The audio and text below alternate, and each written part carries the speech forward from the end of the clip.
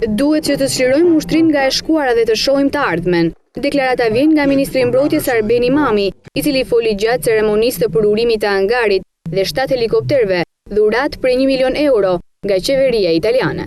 Për ta çliruar ushtrin nga barra e shkuarës, materiale tepërta, sisteme tepërta, municione tepërta, cilat jo vetëm përbëjnë një rrezik për sigurinë në vende më gjerë, por nuk e lejojnë forcën armatosur që të zhvillohet me gjitha kapacitetet e saj. Por ne nuk po shohim drejt shkuarës vetëm, ne kemi mbyllur hesabet me të shkuarën, ne kemi të planizuara, jemi thjesht në ekzekutimin e këtij projekti.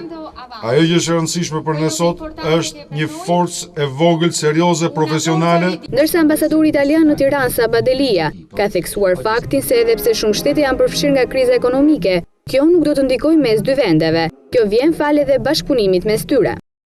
Signor Ministro, Sot të burime janë gjithnjë më të kufizuara për shkak të krizës ndërkombëtare që ka përfshirë vendet perëndimore. Vendet tona të mund të vazhdojnë të punojnë së bashku me një respekt reciprok dhe në interes të aleancës ku bëjnë pjesë Italia dhe Shqipëria së bashku.